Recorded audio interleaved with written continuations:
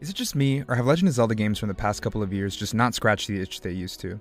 I've been a fan of the franchise for roughly 20 years, and in this time, I've seen the series evolve from a modest release to Nintendo's flagship title, standing toe-to-toe with Mario himself.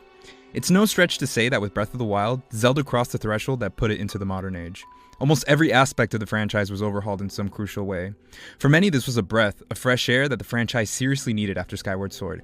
A game that, what I find pretty good, seriously showed how the traditional Zelda formula had aged. It was too hand-holdy, too heavy on the motion controls, and ultimately too cumbersome with the endless dialogue and menus. To me, Breath of the Wild was a true open-world game, allowing you to literally go anywhere, climb anything, and approach any problem how you wanted. The game gives the player full agency to ask questions and to find those answers. What's at the top of that mountain? What's inside this ravine? What's over there? Breath of the Wild's world is densely populated with notable landmarks that begs the player to systematically explore every aspect of its world. The game connects your decisions together into a cohesive story that only you can tell. In short, an adventure. Adventure is a perfect word to describe Breath of the Wild. You aren't arbitrarily walking from map marker to map marker. You are constantly taking in information and deciding what to do with it. With no map markers, even a simple objective requires the player to pay attention and to engage with the world to complete it, leading to an experience that is constantly rewarding and evolving as more questions form. Breath of the Wild was not a perfect game, and I had my fair share of issues with it. They almost completely did away with the traditional dungeons and bosses, the story was basically non-existent, and enemy variety was seriously lacking. Still, I could forgive its shortcomings due to its raw spectacle.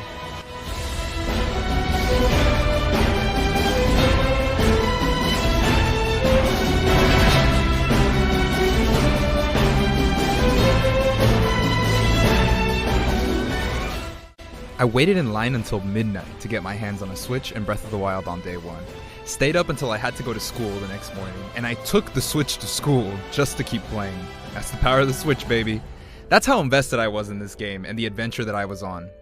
Fast forward roughly 6 years and the hype for the sequel was at an all-time peak. After Breath of the Wild, fans had been waiting for so long that the expectations set for the new game were astronomical. I myself had already imagined a game that perfectly blended the adventure of Breath of the Wild with the traditional Zelda formula I had been waiting for. And finally, in 2023, we got this.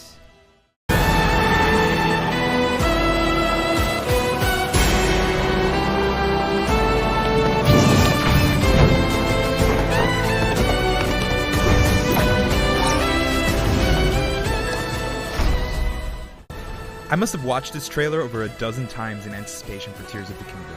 It had it all.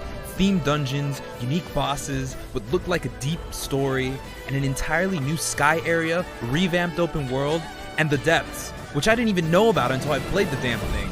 This was it. The best Zelda game of all time. Playing Tears of the Kingdom was a very different experience than imagining playing Tears of the Kingdom.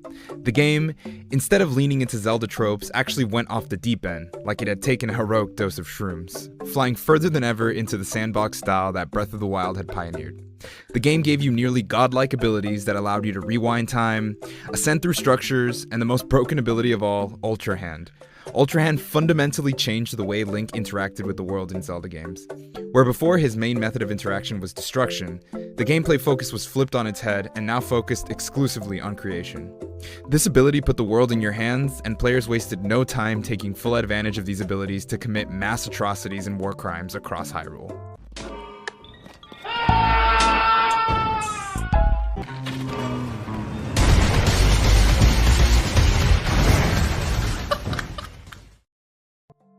While I definitely had a great time playing Tears of the Kingdom, it was a bit too far of a departure from what I wanted to hold my attention for too long. I didn't think it went far enough in its rehauling of the open world, the dungeons were basically just themed divine beasts, and the story was even worse than the first one. Somehow. Demon King? Secret Stone? Demon King. Secret Stone. Secret Stone? Demon King? I put about 100 hours into it, finished it, and never picked it up again. For a long time, I asked myself why I didn't like this game. In almost every sense, Tears of the Kingdom was an improvement on everything Breath of the Wild did, and even gave you more tools and freedom in the way you approached every scenario, and then I realized.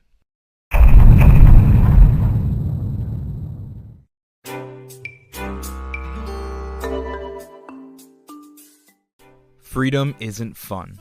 To me.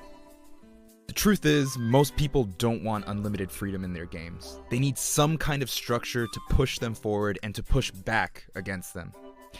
At first, the idea of ultimate freedom brought a tear to my eye. You can approach the game in any way you want. That should mean the game is fun, right? Nah, that shit's too janky. Without limits, you lose a lot of the structure that makes each choice meaningful. Tears of the Kingdom went too far in offering too much freedom. The game didn't know how to challenge me after the first initial hours because it was so focused on letting me do whatever the hell I wanted.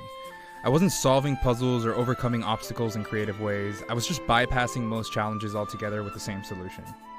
That's when I realized that freedom isn't fun for me. Not when it eliminates the need for creative problem solving or removes the tension and thought from exploration. Once I figured out the hoverbike was a thing, there was literally no better traversal or puzzle solving solution that could rival its sheer efficiency. I think the shrines in Tears of the Kingdom is really where these abilities shine. The limitations imposed by shrines make it so you actually have to think creatively about how you approach each puzzle. Every shrine was really enjoyable because I had to use my abilities in ways I had never thought of.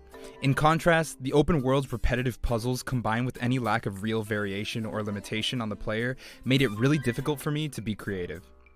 I call this the freedom paradox. Yep, that's what I'm naming the video.